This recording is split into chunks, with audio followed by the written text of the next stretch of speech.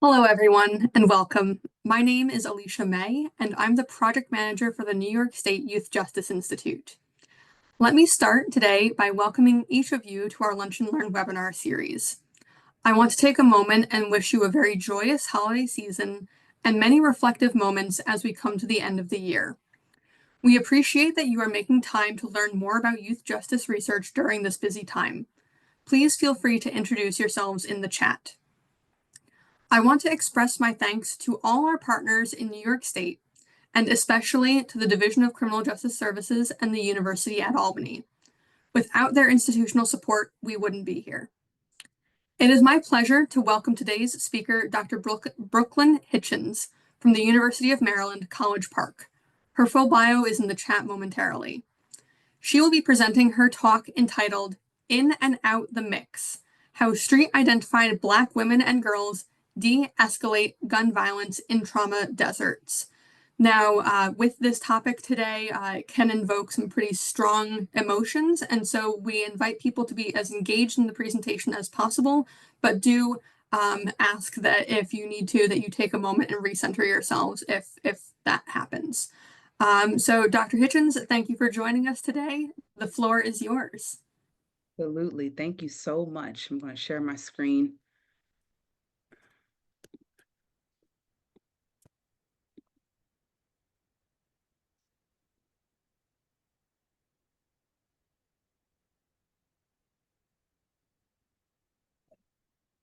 Good to go. Okay. I'm going to move this out of the way so I can see. Perfect. Okay. Good almost afternoon, everyone. Well, it is noon now. So good afternoon, everyone. My name is Dr. Brooklynn Hitchens. Thank you so much to the New York State Youth Justice Institute for the invitation today. So my talk is entitled In and Out the Mix: How Street-Identified Black Women and Girls Both Escalate and De-escalate Gun Violence in Trauma Deserts. It explores a seeming conundrum among these women that in reality highlights the complexities of the human condition. That is, how various contextual factors heighten their risk of both experiencing and perpetrating violent harm in distressed neighborhoods. This talk comes from my larger in progress second book, which is a mixed method urban ethnography and intergenerational analysis about how Black American women juggle a tightrope of stress and street life, negotiating fluid, competing roles as mothers and hustlers, victims and perpetrators, community pillars and justice involved, against the persistent backdrop of urban inequality. Through grief, through coping, and ultimately through resilience, I explore how their unique standpoints both exposes them to violent harm while also equipping them with a skill set to survive in precarious contexts. I theorize how street life becomes a site of resilience or a cultural meaning-making or coping mechanism in response to structural inequities. Street life, street identified, or a street identity are phenomenological concepts, meaning they are language used by those in low-income Black communities to describe an ideology, behavior, and space centered on personal, social, and economic survival. For street-identified Black women and girls, street life is understood as a racialized cultural worldview or ideological code that is crafted in the face of blocked opportunity and structural oppression. As space, the streets include social and physical spaces like the neighborhood, community, block, street corner. And as behavior, Black women and girls engage in street life with involvement in both legal and illegal activities, largely in response to economic deprivation. So they engage in activities such as drug use and sale, prostitution, shoplifting, fighting, robbery, and/or gang involvement. My research site for this book is Wilmington, Delaware, a place that is frequently amongst the most violent small cities in America. And we focused on two neighborhoods. So Wilmington has this unique nuance of being a tale of two cities. On one hand, It is home to President Biden, and it is also known as a corporate capital of the United States for its concentrated wealth, business-friendly laws, and loose tax regulations. But on the other hand, this small city was also given the moniker Murder Town, USA, for its record-breaking levels of violent crime per capita. Underneath the shadow of Wilmington's corporate skyline sits a critical mass of poor and low-income Black residents who struggle to achieve opportunity beneath the pressures of concentrated disadvantage, residential segregation, and mass incarceration. And the folks in the room know that violence emerges as an outgrowth of such inequities. Additionally, we know from national data that homicide clearance rates have reached a record low as police solve fewer and fewer homicides. Homicides involving Black victims are also significantly less likely to be cleared. And Wilmington is no different. On average, less than half of the shootings in this city are solved. These shootings are most chronically in the very low income and distressed Black communities that I study. So with this accumulation of unsolved shootings, it's no wonder that Thomas Hargrove, who's the founder of the Murder Accountability Project, asserted that Wilmington is, unfortunately, a good place to commit murder. You're probably going to get away with it. So I've studied this epidemic of violence in cities like Wilmington, Delaware, but also Philadelphia, Baltimore, Boston, and Brooklyn, New York, using a methodological framework called Street Participatory Action Research, or Street PAR. So before I get into Street PAR, I wanted to do a poll question and ask you all, have you ever heard of participatory action research? Give you a minute for that.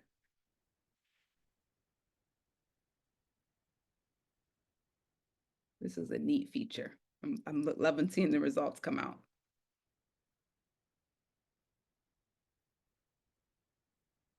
Nice.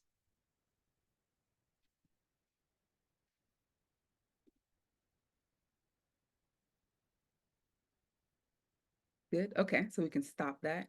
So it looks, someone was going to present the results, or should I? Okay.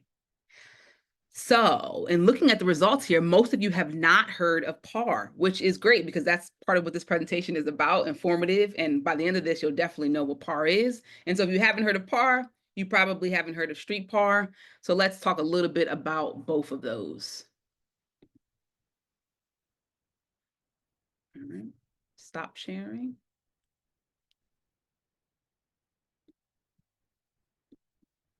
And X. Okay, good to go. Okay, so Street PAR contributes to emerging methodological discussions on best practices in managing the social value of our research and our obligations to research participants, right? So what do we owe the people who lend us their stories, their data, their trauma, their suffering, their resilience?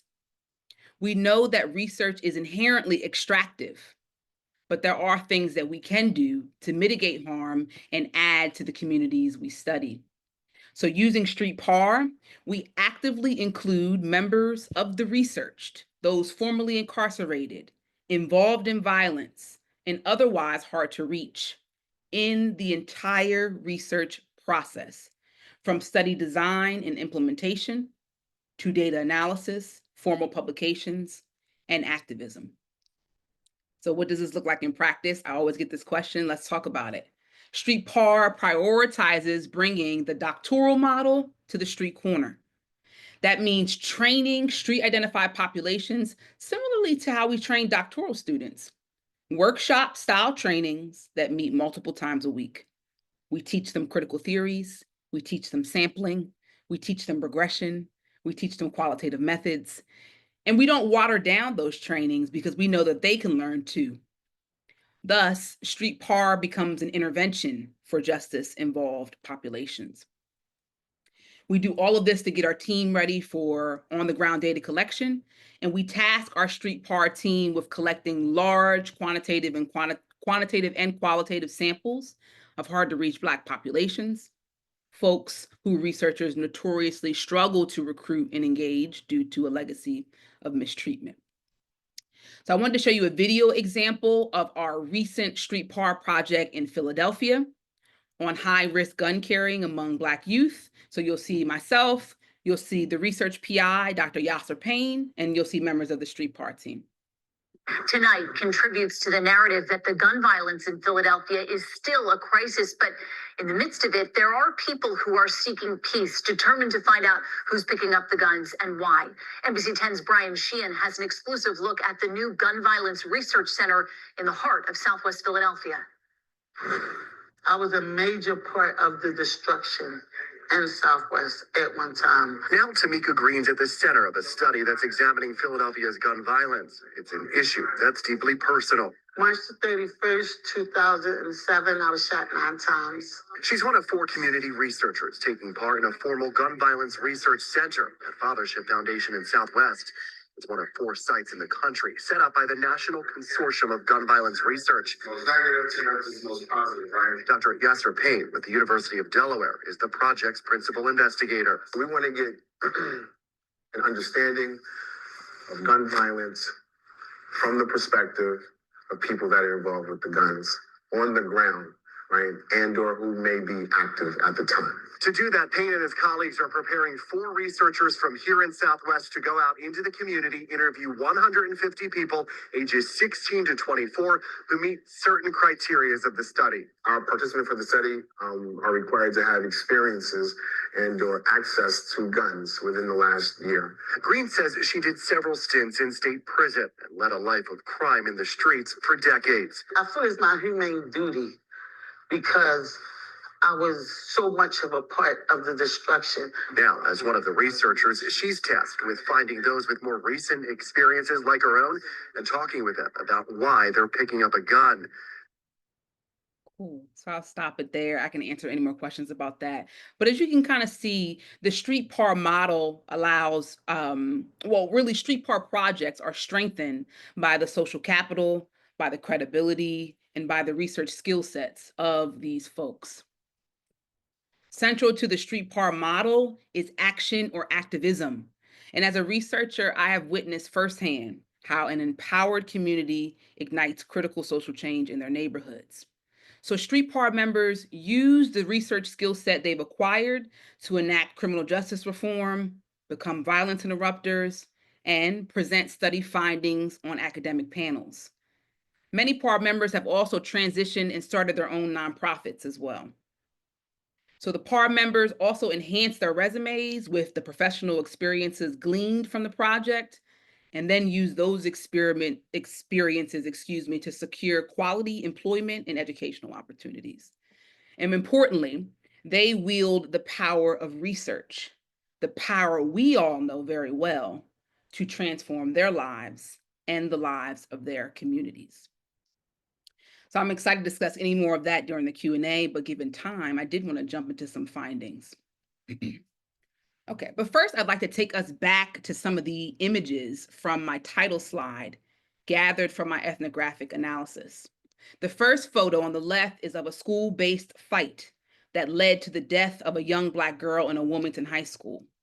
In the second photo, a woman actually showed us her stab wound while we were in the field collecting data. The third is a news article of a Delaware County woman going to trial for making a straw gun purchase. And then the fourth photo is of a 7th grader who was shot 8 times while walking home from school. So in and out the mix, the context of personal violent victimization is a chapter that examines the social ecology of personal victimization among street-identified Black women and girls, or how a range of contextual factors increase their risk for both experiencing and perpetrating violence. This chapter broadly examines 3 research questions. I'll go over those pretty quickly. What are Black women and girls' experiences with personal victimization in the streets and in the criminal justice system? How does economic deprivation increase their vulnerability and exposure to violence? And then ultimately, how do these experiences shape attitudes and foster a street identity? I engaged the CDC's social ecological model to uncover how structural conditions of concentrated disadvantage and institutional failures, quite frankly, often through poor police responsiveness and poor healthcare responsiveness as well, exacerbates violence towards women in Wilmington. And I use this model to identify the complex interplay between the women and their environment relative to their victimization risk. So a little bit of data, not a whole bunch of data, but a little data, right? I use this model to examine the prevalence of personal victimization among the women in the survey sample. Here you'll see how often women in this sample were directly victimized, with various types including shootings, knifings, sexual assaults, threats of harm, and fighting. But a deeper look reveals that the vast majority of the women never experienced most forms of direct victimization that we asked about, particularly those involving weapons. Almost 90% were never shot. 81% have never been stabbed, right? So while street identified Black women are still exposed or still more exposed to violence relative to other women, the vast majority in this sample never or rarely experience most forms of personal victimization, even those involved in the streets, even those involved in the criminal legal system. More often, as you can see on the right, these women are engaging in fights, physical, interpersonal fights in and around their neighborhoods. So how can this be? So this chapter hopes to provide a critical reframing of how violence towards Black women and girls actually propagates in the streets. And what I find is that violence is rare, even in poor Black communities. These neighborhoods actually are not marked by a Wild Wild West scenario that is often propagated by news media. Instead, many of the activities within these neighborhoods are mundane, even in the streets. Scholar Waverly Duck also finds this, and he argues that an invisible local interactional order dictates how and when crime is committed, decides how to avoid becoming targets of crime, and dictates who is more likely to become a victim of crime. Violence in poor Black neighborhoods is often more targeted, with spats or rashes of violent encounters. And there are specific situational and contextual factors that increase violent risk among street identified Black women and girls. And I find what actually increases their likelihood of victimization is their social proximity, roles, and level of involvement in the streets. I underscored that street identified Black women and girls are much more likely to experience vicarious, indirect victimization by way of their proximity to Black boys and men in the streets. But among those who did experience serious and/or repeated personal victimization, I elucidate how these women were closer to the code of the streets or more deeply embedded in street life. So qualitatively, the women and girls describe this space as the mix, a social spatial location tied to street life. One of my participants, Piggy, describes the concept of the mix when discussing the factors that led up to her former girlfriend being shot and killed. She says, the way she died, it all started with a fight. She wasn't fighting, her boyfriend was fighting, and she jumped in the mix and it got to a big brawl. The whole East Side was out there and he just started firing. And the guy started shooting at the boyfriend. So here in this qualitative interview quote, you can see how her girlfriend's social proximity to a street identified male increased her own likelihood of being a fatal victim of violence.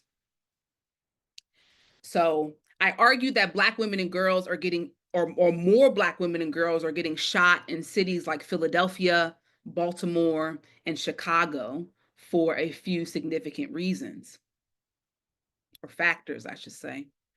One, women are much more involved in the escalation of urban violence than we recognize.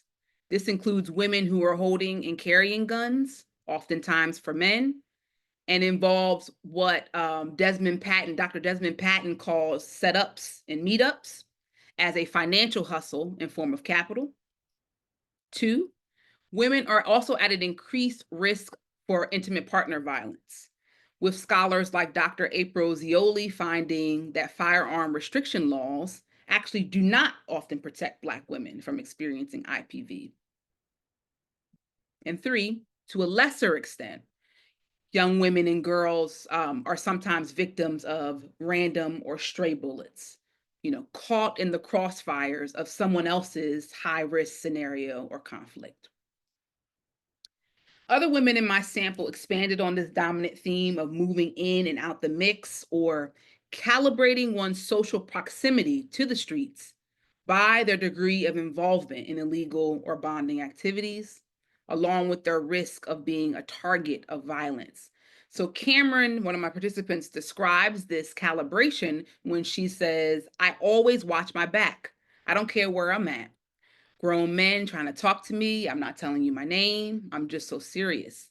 I do not hang out with nobody but my boyfriend. I got a couple friends here and there. Nope. I stay out the mix. I don't even post Instagram pictures no more. I isolate myself kind of." For her, staying out of the mix is an intentional, careful navigation of public and online spaces that are potentially dangerous, and distancing or self-isolating to avoid harm. Urban violence is highly networked and localized, and the bulk of urban violence is propagated by a mere sliver of the population. Researcher Thomas App calls this hot people and hot places, or a concentrated network of individuals who are most at risk for violent perpetration and victimization. So those who are outside of that network generally face little to no risk of being victimized, despite what media would tell us, right? But what we know less about, however, is how this relates to the experiences, the roles, and the behaviors of street-identified Black women and girls, women who are often forgotten from our frames of urban violence, but are involved in both its escalation and its de-escalation. Piggy described how remaining out the mix involves avoiding certain people and general situational risk avoidance. And she says, staying out the way, trying not to get involved in certain stuff. I try to stay away from people because I know if I get close, I'm going to go back to the streets, and I ain't trying to do that. So I just keep my distance. So for Piggy, that meant no longer selling drugs or committing armed robbery, which were her hustles. And for Donnell, that meant not fighting or engaging in prostitution. And to avoid that side of street life, Donnell also tries to, quote, stay away from certain people. So what this all amounts to, I argue, is a slippery negotiation, a tightrope of stress and street life, wherein Black women and girls navigate the tensions and the precarities of urban living. I make sense of the various triggers and situational factors that influence their involvement in street life, along with their direct and vicarious exposures to violence. In another chapter of the book, I actually take a deeper dive into the often forgotten side of urban violence, the fallout and the aftermath. I find that my sample of street-identified Black women and girls were disproportionately exposed to witnessing, learning about, and hearing about the injury and death of their loved ones due to gun violence. So I never thought I'd get that call, Necropolitics and Homicide, Survivorship. So the sheer volume of harm that Black men experience continues to be a raging public health crisis and an enduring feature of racialized inequality. Each of these men were tragically murdered in Wilmington, Delaware. But there's another missing piece here, the vicarious victims of gun violence, right? In their social proximity to Black boys and men, they are the mothers and the mates, the daughters and the siblings who are left behind when the men in their lives are killed. We identify these individuals as homicide survivors who vicariously witness or experience the loss of a loved one to homicide, and survive the experience. I make a case for vicarious victimization, that losing multiple members of one's familial network and peer network to homicide is a powerful form of co-victimization that alters how these women navigate public space and interact with social institutions. So I found that most of the women in my sample heard about a shooting, and most of them repeatedly, as you can see in the chart. Hearing about a shooting was also correlated with poorer perceived social cohesion and safety. So this next slide, I'll give a, content warning, because it is a pretty evocative image, a difficult image, if you will, but it's a little story that I want to share related to it. So content warning. Street identified Black women and girls shoulder the brunt and the stress of community violence, literally and figuratively. And I often use this photo in my presentations because it continues to be so powerful. This comes, I think, out of the Philadelphia Inquirer. So much of urban violence is discussed, but not felt. So a couple of summers ago, I spoke with 2 female violence interrupters in Philadelphia who have both experienced their fair share of loss. After discussing the recent shooting they had witnessed, I asked one of them, I said, how long did it take for firefighters or city workers to come to clean up the mess, the blood? I know they're supposed to clean the sidewalks and stuff after someone is shot. And I'll never forget her quizzical look back at me. Her eyebrows wrinkled, and she replied incredulously. She said, "They clean it up?" Then she shook her head. And then she replied, "No, we clean it up." And what she revealed to me is a common practice among Black women in close proximity to the streets and its ensuing bloodshed. That in the face of violent structural disinvestment, Black women are not only tasked with the unequal burden of loss, but also the unequal labor of managing this loss as community residents and leaders. And I'm not being hyperbolic or facetious when I argue that low-income Black women and girls clean up the actual and the figurative mess of gun violence in their communities every single day. I find that multiple forms of institutional failure shape the behavior of street-identified Black women and girls at the scenes of violent crimes and in the aftermath of those crimes.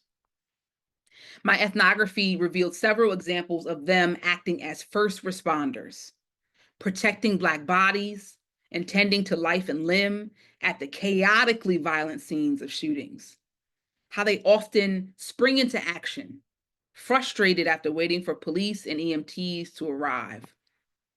And in trauma deserts like Wilmington, this could easily take an hour. Trauma deserts, in and of themselves, are enduring features of racial and economic inequality. But what's more, trauma deserts have also led to the bleeding out phenomenon, the wholly preventable hemorrhaging that occurs after someone suffers a violent assault, whether on the street corner or in an ambulance before reaching a level 1 trauma center. What this all amounts to, I argue, quite frankly, is a necropolitical devaluing of Black life. So I engage in Mbembe's Necropolitics, which is a radicalized expansion of Foucault's concept of biopolitics.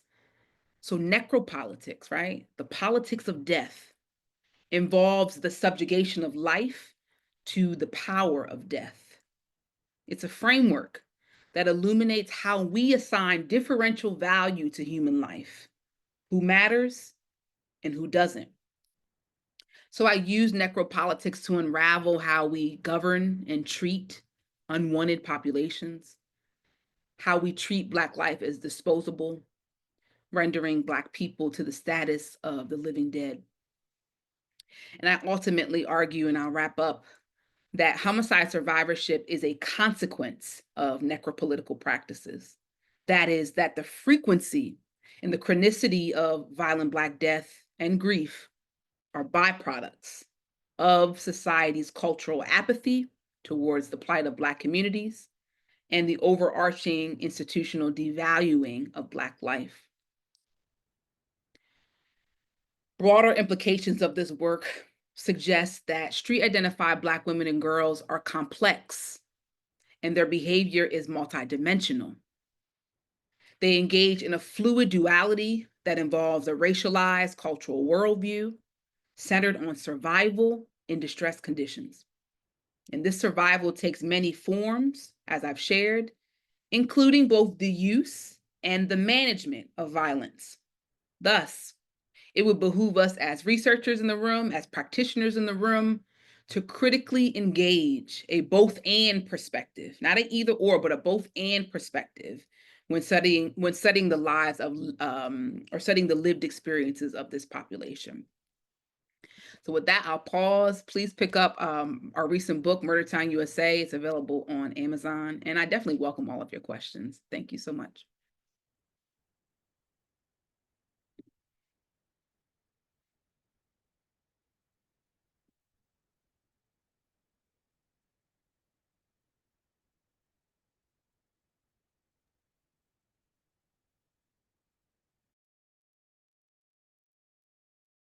Hi, Dr. Hitchens. We have some questions from the audience. That was a very compelling presentation that you did, and we're very happy to have you here. There are quite a few questions about your research, and the first one is, what are examples of actionable recommendations coming from your participatory research that can be implemented by community organizations? And then it adds, what about state and local governments? That's a great question. It's a complex answer. For one, I'll say this. A lot of nonprofits, a lot of these projects, a lot of these community-based undertakings, quite honestly, are funded to fail. And what I mean by that is a lot of times these organizations and nonprofits get just enough money, right, to maintain itself, but not really to flourish or to enact the change that a lot of these cities need. So you'll see projects that pop up that only have the money to last for a year or two, right? But if we're talking about interrupting the cycle of violence, right, we need funding that will last 10 years, 15 years, right? Also, I'll say that there are a lot of initiatives that we as a PAR team have implemented. One is the Stop the Bleed training. So I mentioned the bleeding out phenomenon and how folks are literally bleeding out on the street corner, right? What we decided to do was we decided to train hundreds of residents on how to stop the bleed on their own while we wait for EMTs, right? How to apply pressure to wounds, how to stop, apply a tourniquet and things of that nature, right? Getting the community involved in the intervention of violence in lieu of institutional failures. And finally, I'll say this, Philadelphia has an excellent model where they partner with police and EMTs in something that's called the scoop and go model, right? So police officers, when they get to the scene of a crime in Philadelphia, they're supposed to take the victim in their car and rush that victim to the hospital. That's a rare model, but it has proven to be effective in Philadelphia and should be scaled up in other cities. So yeah, I'll stop there with that. Okay, thank you. What are the biggest barriers when trying to conduct PAR research? Great question. PAR is hard. I'm a tenure track assistant professor, and the folks in the room that are in academia know that publish or perish is a thing, right? So it necessitates that you are involved in multiple worlds. You're in the ivory tower, but you're also literally on the street corner. And so that's one of the big barriers just for me as a professor. But I'll say, stepping out a little bit more broadly, PAR projects are difficult because they do require multiple moving parts, and you're engaging multiple facets of the community. So you're engaging academics, you're engaging the community, you're engaging professional folks in that community, you're engaging nonprofit leaders, you're engaging your funders. All of those moving parts, everyone has different products that they want in different timelines, right? So academia moves a lot slower than the neighborhood does, in a sense. The neighborhood, we collect the data, They want to know, what are the results? What can we do next? Where's the action? In academia, you kind of have to play the long game a bit. It takes longer to get those academic products out. So I say that to say those are the biggest barriers, playing the long game as it relates to PAR projects, and recognizing that if you really want to invest in communities, it's going to require that you spend real time, years in these neighborhoods. And another question we have is, how do you share the results of your research with the folks who participated in the study? Absolutely. So on one side, we always have a robust report that we come out with, right? We're big on reports. You publish your data. What did you find in an academic way? Reports and then academic articles, of course. But as it relates to the community, right? We do public presentations for the community where we literally will present the data, right? Community centers, on the block, in these small spaces, right? And ask them what they think about the findings. Those are just for the folks who are not involved in the project, right? But if you remember, the PAR model includes community members all throughout. So they've helped us develop the questions to ask, the survey items, the interview questions to ask. They followed us all throughout. And so the community is very much engaged in the process. And then as it relates to disseminating the data, because we have the credibility and the buy-in of the PAR members, they help us scale it up and get the community members in the room as we present the data. Very nice, very nice. We do have a question that I find interesting, and it is, in community violence prevention work, do you have any specific recommendations on ways to support young girls? Because right now it's saying that they feel like most of the work focus is on engaging men, young boys. And they are absolutely right. I mean, so on one hand, right, we know that part of the focus on Black men and boys is because they are disproportionately both the victims and the perpetrators of violence, of urban violence, right? But there is another space for Black women, right? Even in that, even though they are less likely to be the victims, if we're looking at just women, not, so we put men to the side for just a second and we just look at women, Black women and girls are at the top. They're most likely, right, to be involved in the violence and to also experience harm. So that necessitates that we give that the attention that it deserves. And so what that requires is, of course, engaging these women in the research enterprise, because ultimately we argue that PAR becomes an academic and employment intervention for folks who are called up. So getting women who are involved in the streets onto research projects helps them with their own upward mobility, and then it helps remove them from the streets, right? But on a, I guess, a broader level, the action-based interventions that come from the PAR projects must include Black women and girls. And so what that can look like, I mean, it can look like whatever the women want, right? We know that women need things that are a little bit different, right? As it relates to motherhood, as it relates to gendered pathways in crime and how women are even getting caught up in the violence to begin with. It necessitates that we understand those pathways to interrupt them. So, for example, if women are getting involved in the violence by way of their proximity to boys and men, right? What resources can we supply the women so that they don't necessarily have to get involved with the streets with their boyfriend or with their father or with their partner, right? Are there ways in which that we can intervene in their lived experiences in their day-to-day life so that they don't see the financial viability of street life and things of that nature? That's just an example. Oh, thank you. That's excellent. One of the next questions is, let's see, you say that members of the population of interest community are involved in the theoretical framing and deciding methodology. Could you tell us a little bit more about that work and how practitioners PAR? Absolutely.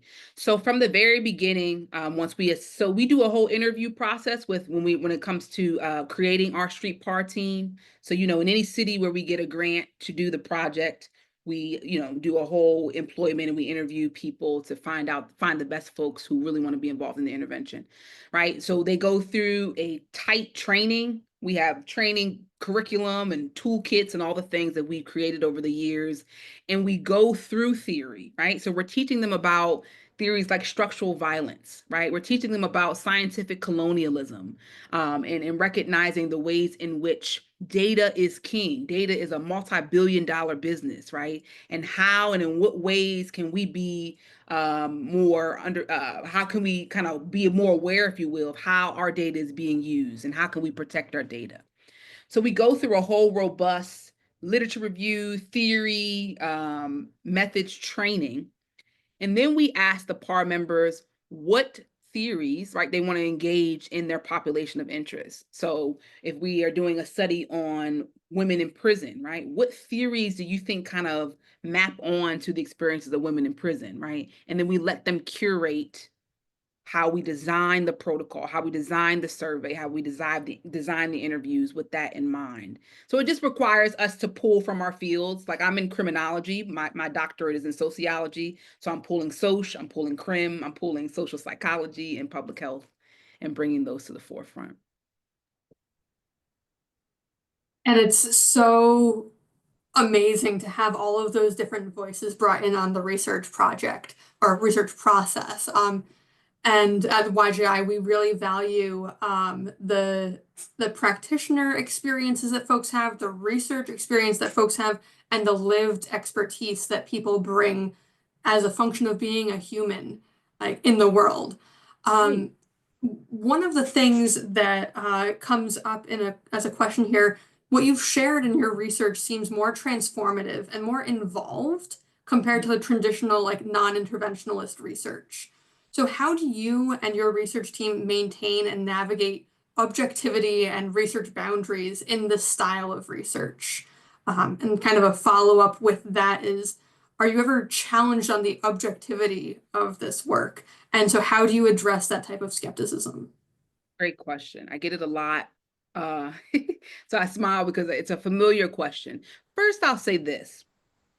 Objectivity, true objectivity in research really is a sham. And what I mean by that is that we are all biased. We all come to the work with a set of preconceived notions of biased understandings about things, right? And so I think it's interesting how community-based research gets that question of objectivity when the reality is that we all come to the work with our biases, right? That we need to check at the door. And in checking it, right, my thought would be we just actually need to be more reflexive of those biases as we go into the work. So me as a Black woman, right, another person as a white individual, what have you, we all have biases that are brought to the front. It's important to be reflexive about those positionalities and those biases before we enter the work. I also say that the subjective lived experiences of people matters. The subjective lived experiences that people, the subjective lived experiences of folks matters and should be brought to the forefront, not something that we should shy away from, but we should also actually embrace it, right? There's a lot of power in understanding who people are, how do they come to the decisions that they make. And so again, objectivity is a sham, be reflexive, subjective lived experiences are powerful and meaningful and do have a place in academia. Absolutely. And one of the questions that I think gets into this as well is a little bit of a nerdy pathway here, is about what are the differences between PAR and ethnography? And I think that that's something, if you could tease that out a little bit, it was one of our audience questions. I love those kind of method, you said nerdy questions. So PAR should really be thought of as a methodological framework. And what I mean by that is that it can house multiple methods, right?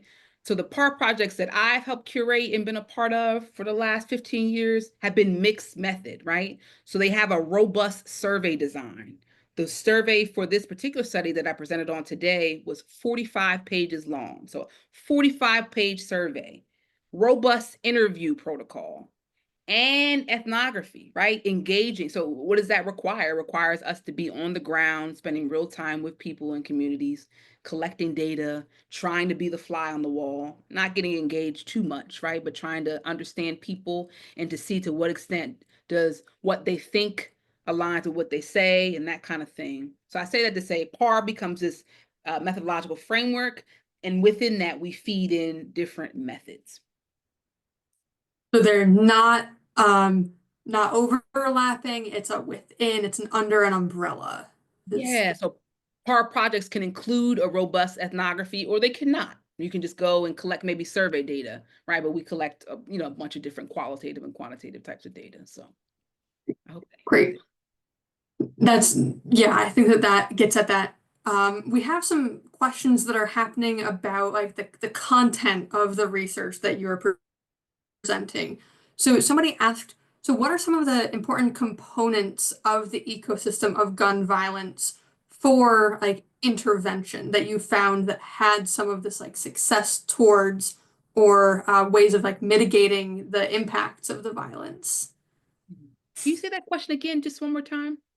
Yeah, so somebody asked about the important components within the ecosystem of gun violence, again, towards like reducing the impact, reducing the harms of gun violence.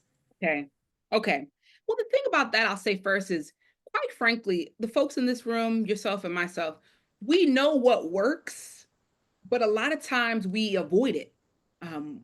So we know that there is no bigger intervention in the perpetration of violence than it is economic well-being, economic stimulation, right? Giving someone quality opportunity, livable wages, right, is a way, as an upstream way, to interrupt the cycle of violence, right? People are making these decisions out of extreme economic deprivation, right? And it behooves us to think about what we would do in those situations if our basic needs were not being met, right? So that would be first. Like that big intervention part requires, right, an influx of money, an influx of quality employment for these communities. I also think that how we deal with the aftermath of violence matters too, right? If you think about retaliatory violence, right? The idea that someone gets killed, the person who knows the person that killed their loved one then goes and retaliates. Sometimes women are involved in the escalation of that as well, right? And we can think about that cycle of violence. We could do a better job at making sure that victims or co-victims of violence have the resources they need to re-enter communities, right? So on one hand, someone gets shot, they are then re-entering the same neighborhoods that they got shot in without resources. Many of them are suffering from disabilities. They're in wheelchairs, right? We're not giving them the resources they need to then move past the violence. And also, as it relates to the caregivers, right? The women are more likely to be the caregivers in the aftermath of this violence, right? But there are no resources for the caregivers, right? And as it relates to victim services, a lot of times in different cities, if it's proven that you had anything to do with your quote unquote death or injury, sometimes cities will withhold funds, right? And so what that means, right, is that folks are not getting the resources they need to bury their loved one, and then to move on with their life in the aftermath of the violence. So just something to touch on about how we can prevent violence on the front end or the back end. Yeah, I know that we have several folks in our audience here who are part of the New York SNUG program. The SNUG is a violence interruption program, and so some people are asking questions about how those types of like street outreach worker interventions would fit in, and if there is a specific role or skill set or something that you and your research can speak to about the role of women and girls compared to the role of men and boys in this street outreach worker space. And so if there's anything that you can add there. So first, I will say we need to pay violence interrupters more than what we pay them. I mean, I've seen some data that some are getting $40,000, $50,000 a year to literally risk their lives on the street corner, like literally to be the ones in the mix, trying to stop violent conflicts and wars. We need to pay them more. That's the first thing. But I'll also add and say that a lot of times violence interruption teams get a so let me say there are two things. On one hand, people delegitimize like the cure violence models or the cease violence models because it's difficult to ascertain intervention if the crime never takes place, right? So we can look at arrest rates, we can look at recidivism rates, all the things, but how do you assess if cure violence works if the crime never happened, right? So we need a much better model to capture that data because it's very significant data, right? That's the point, right? We don't want the crimes to happen. So that's one of the ways in which we can improve on the research side to lend credibility to these violence interrupters who are risking their lives every day. And I also say, though, within that violence interruption team, a lot of times they don't include women. So I mean, sometimes you'll have one woman on the team, but a lot of them don't have women at all. And so given what we know about women's increasing roles in the violence, women play this multiple roles. So a couple of women on a violence intervention team can directly serve the women, but they also can lend advice to the men, right? Men listen to women in interesting kind of ways, particularly when it's in a supportive, caring, and nurturing environment. So I think women in the gender roles that we quite frankly play in society can help in the intervention by just being, right, a gendered being, a woman in a space. That's a way of looking at it. So, and I see some folks in the chat agreeing. So thank you for that. I'd love to flesh that out more, but I think we need more women in that violence interruption space. Yeah. And so I'm hearing these various like activism threads that I want to just pull on a little bit and like make it an explicit part of our conversation here. So something that you have shared like in the earlier part of the presentation was the importance of activism for you and for the participants who are co-creating the research space with you. And so the question is, if you could quantify the level of impact that the activism component has had on your research in the communities that you serve. So how has the research brought that back specifically to the communities through the activism? Great question. Research and data are king.